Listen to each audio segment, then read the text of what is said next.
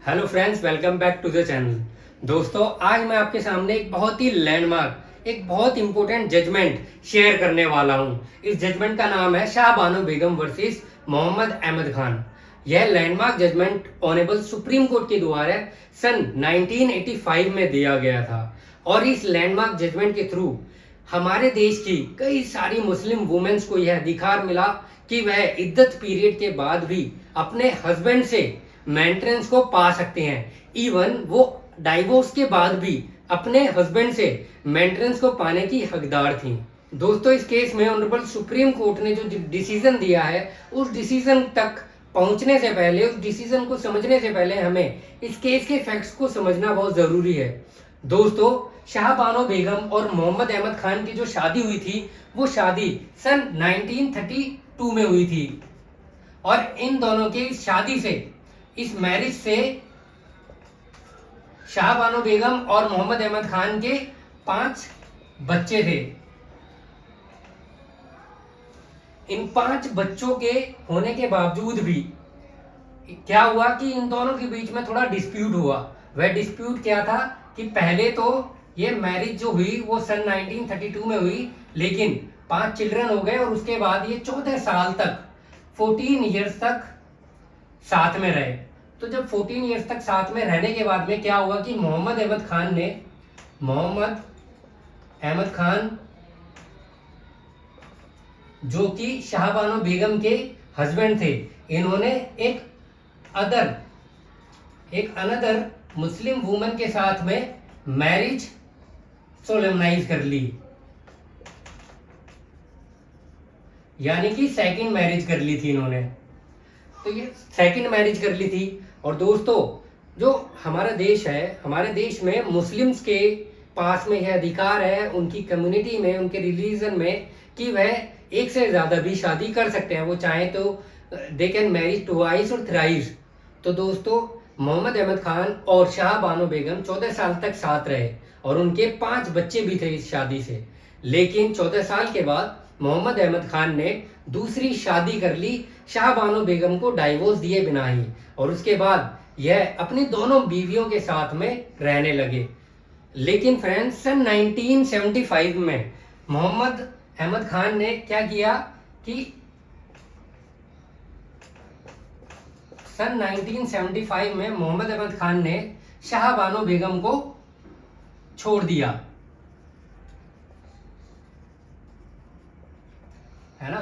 शाह बानो बेगम अपने 5 बच्चों के साथ में सेपरेट हो गई और इस वक्त शाह बानो बेगम की जो एज थी वो 62 इयर्स थी। She was 62 years old at that time. तो शाह बानो बेगम ने क्या किया कि सन 1978 में जब मोहम्मद अहमद खान ने उनको डाइवोर्स दे दिया, उन्हें सेपरेट कर दिया, तो उस टाइम पर शाह बानो बेगम गुजारा भत्ता मांगने के लिए, ताकि वह अपना और अपने बच्चों का, अपने 5 बच्चों का अच्छे से भरण पोषण कर सके, इसलिए उन्होंने मेंटेनेंस की डिमांड की। तो वो जाती है इंदौर मेंटेनेंस मांगने के लिए जुडिशियल मजिस्ट्रेट के पास में, और जुडिशियल मजिस्ट्रेट ने वहां पर ऑर्डर पास किया उनको कि वो 25 रुपए हर महीना अपने हस्बैंड से मेंटेनेंस पा सकती हैं। मोहम्मद अहमद खान को अब 25 रुपए हर महीने अपनी वाइफ शाह बानो बेगम को पे करने थे। तो ये 25 रुपए महीना जब शाह बानो बेगम के फेवर में डिसीजन दिया जुडिशियल मजिस्ट्रेट ने इंदौर में, तो इससे अग्रीव्ड होकर जो शाह बानो बेगम थी, ये शाह बानो बेगम के फेवर में ही डिसीजन दिया गया था, लेकिन शाह बानो बेगम इस फैसले से अग्रीव्ड थी, खुश नहीं थी, क्योंकि यह 25 रुपए की जो रकम थी, यह अमाउंट बहुत ज्यादा कम था। इस 25 रुपए के अमाउंट के साथ में वह अपना और अपने 5 बच्चों का मेंटेनेंस करने में सक्षम नहीं थी। तो इसलिए इससे अग्रीव होकर, जुडिशियल मजिस्ट्रेट के इस ऑर्डर से अग्रीव होकर, she move to high court. जब एमपी हाई कोर्ट में शाह बानो बेगम पहुंची, तो एमपी हाई कोर्ट ने पूरे केस के फैक्ट्स को देखते हुए यह फैसला दिया कि जो जुडिशियल मजिस्ट्रेट ने ऑर्डर दिया था 25 रुपए महीने का, वह ऑर्डर तो इनके फेवर में रहना चाहिए, लेकिन ये 25 रुपये महीना बहुत ही कम है। तो इसको ऑनरेबल हाई कोर्ट ने इंक्रीज करते हुए इसको इंक्रीज कर दिया और यह ऑर्डर पास किया कि अब जो मोहम्मद अहमद खान है वो 189 यानी कि 179 rupees per month as maintenance पे करेंगे। किसको? शाह बानो बेगम को 179 रुपीज, यानी कि जुडिशियल मजिस्ट्रेट ने जो मेंटेनेंस पास किया था वह 25 रुपए पर मंथ था, लेकिन जब ये शाह बानो बेगम ऑनरेबल हाई कोर्ट में मूव करती हैं तो वहां पर ऑनरेबल हाई कोर्ट ने इस अमाउंट को इंक्रीज कर दिया 25 रुपए से 179 रुपीज पर मंथ कर दिया। तो इस हाई कोर्ट के ऑर्डर से अग्रीव होकर जो मोहम्मद अहमद खान था, मोहम्मद अहमद खान इस डिसीजन से अग्रीव होकर सुप्रीम कोर्ट गए। सुप्रीम कोर्ट, तो सुप्रीम कोर्ट ने यहाँ पर बहुत ही महत्वपूर्ण, बहुत ही इंपॉर्टेंट जजमेंट दिया। दोस्तों, इस जजमेंट को भी समझने से पहले हमें पहले यह समझना पड़ेगा कि आखिर सुप्रीम कोर्ट जाने के बाद में मोहम्मद अहमद खान ने वहां पर कंटेंशन क्या लिया था कि ताकि जो शाह बानो बेगम को ऑनरेबल एमपी हाई कोर्ट ने डिसीजन दिया था उसको कम किया जा सके या फिर उसको खत्म किया जा सके।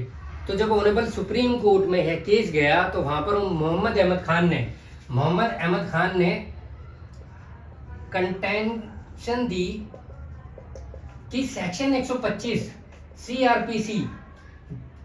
सीआरपीसी यह वायलेशन है, वायलेशन करती है किसका? मुस्लिम पर्सनल लॉ शरीयत एप्लीकेशन एक्ट का। मुस्लिम पर्सनल लॉ शरीयत एप्लीकेशन एक्ट का। तो ये कंटेंशन लिया गया कि सेक्शन 125 सीआरपीसी यह वायलेट कर रही है किसको? मुस्लिम पर्सनल लॉ शरीयत एप्लीकेशन एक्ट को। और यह कहा गया कि हमारी मुस्लिम कम्युनिटी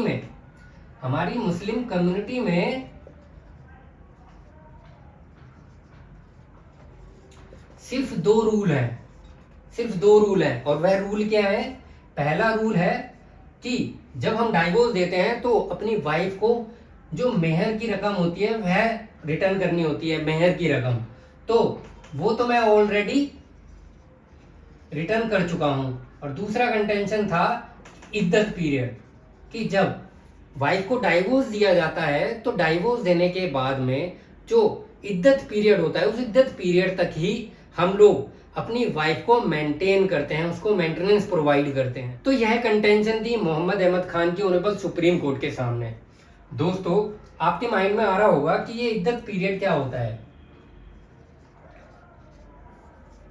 इद्दत पीरियड यानी कि वह पीरियड होता है कि जब कोई भी मुस्लिम पर्सन अपनी वाइफ को डाइवोर्स दे देता है या फिर किसी मुस्लिम वुमेन का जो हस्बैंड है वह किसी वजह से मर जाता है, उसका स्वर्गवास हो जाता है।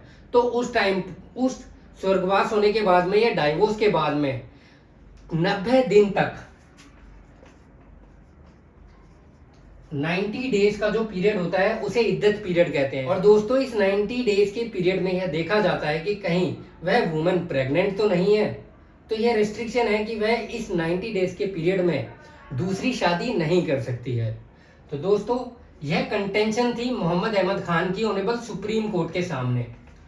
ऑनरेबल सुप्रीम कोर्ट ने इसमें बहुत ही महत्वपूर्ण डिसीजन दिया। यह डिसीजन दिया ऑनरेबल सुप्रीम कोर्ट ने कि सेक्शन 125 सीआरपीसी, जो सेक्शन 125 सीआरपीसी है वो एक सेकुलर लॉ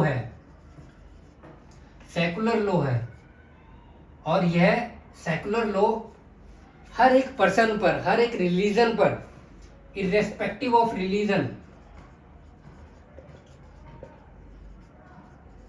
अप्लाई होता है।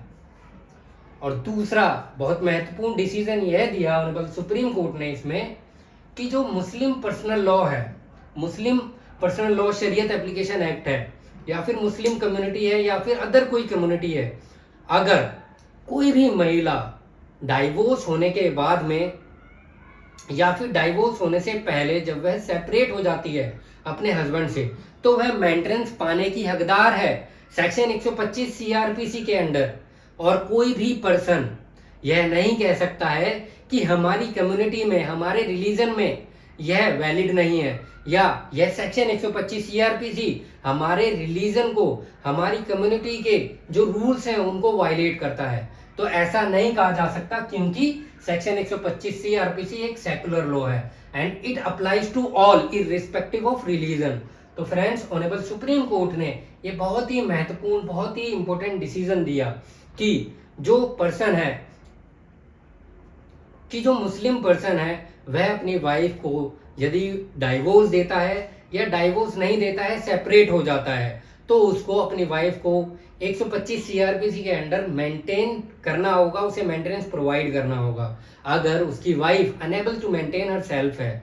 दोस्तों, यह डिसीजन ऑनरेबल सुप्रीम कोर्ट ने सन 1985 में दिया था, जो कि आज तक भी लैंडमार्क जजमेंट है। और इसी के बेस पर ऑनरेबल सुप्रीम कोर्ट ने आज तक जो मुस्लिम वुमेन है उनको मेंटेनेंस का राइट, मेंटेनेंस पाने का हक दे रखा है। तो दोस्तों, I hope you understand that हमने आज इस डिसीजन में क्या सीखा। हमने दो चीज सीखी। सबसे पहली चीज हमने सीखी है इद्दत पीरियड। इद्दत पीरियड क्या होता है? 90 डेज का पीरियड होता है। यह 90 डेज का पीरियड काउंट होता है या तो डाइवोर्स के बाद में, या फिर अगर हस्बैंड की डेथ हो जाए, तो इस बीच में 90 डेज तक वह वाइफ जो होती है वह दूसरी शादी नहीं कर सकती है। और यह इद्दत पीरियड इसलिए लाया गया था ताकि यह देखा जा सके कि कहीं यह वाइफ इस पर्सन से, जिसने इसे डाइवोर्स दिया है या फिर जिसकी मृत्यु हो गई है, यह इससे प्रेग्नेंट तो नहीं है। इसलिए इस रूल को मुस्लिम कम्युनिटी में लाया गया था, इद्दत पीरियड को। और दूसरी चीज हमने जानी कि section 125 CrPC the code of criminal procedure एक सेकुलर लॉ है, और सीआरपीसी का नाम अब बीएनएसएस हो गया है। बीएनएसएस, भारतीय नागरिक सुरक्षा संहिता। तो दोस्तों, यह आपको याद रखना होगा कि सेक्शन 125 सीआरपीसी जो बात करता है मेंटेनेंस की, उसमें हर एक रिलीजन की महिला अपने हस्बैंड से मेंटेनेंस पाने की हकदार है, क्योंकि वह एक सेकुलर लॉ है। और यह इररिस्पेक्टिव ऑफ रिलीजन, हर किसी कास्ट पर, हर एक रिलीजन पर अप्लाई होता है।